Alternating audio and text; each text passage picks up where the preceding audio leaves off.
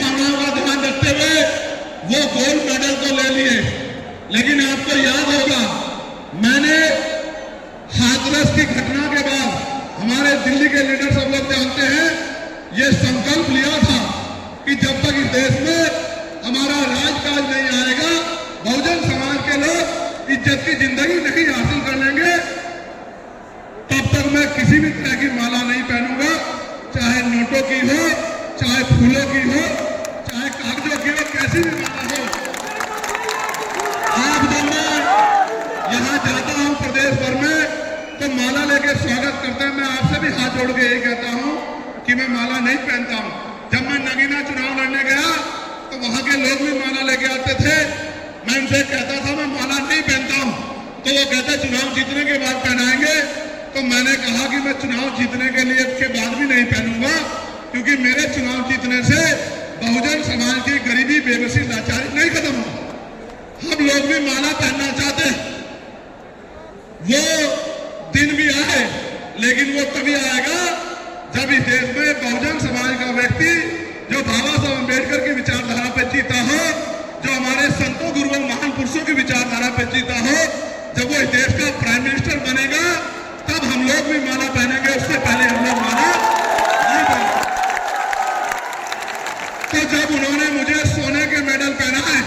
आज ये बात मैं वचन देख कह रहा हूं, मैंने वो मेडल हाथ जोड़ के वापस कर दिया और उनसे कहा कि जिनका मैं नेतृत्व कर रहा हूं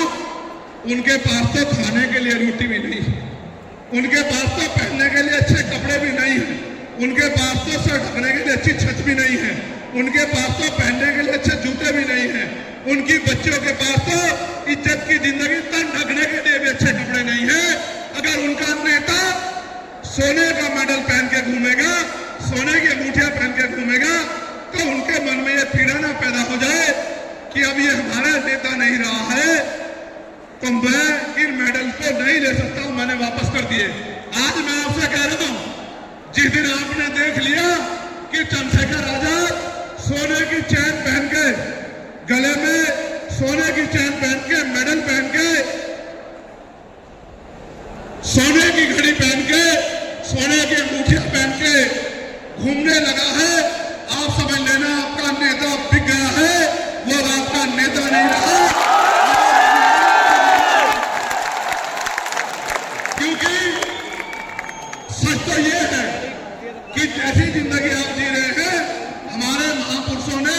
जिन्होंने आंदोलन चलाया आपकी जैसी जिंदगी जी। मैं वचन देके कहता हूं, फिर आपसे कह रहा हूं, आज फिर कह रहा हूं बहादुर साथियों, हालात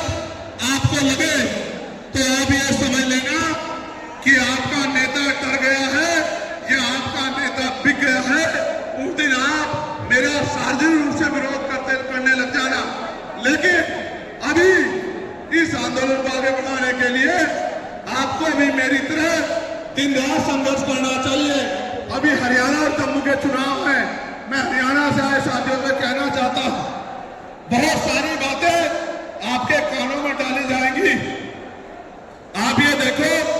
ये पार्टियां जो जिनको हमारे लोग सत्ता देना चाहते हैं, 2018 में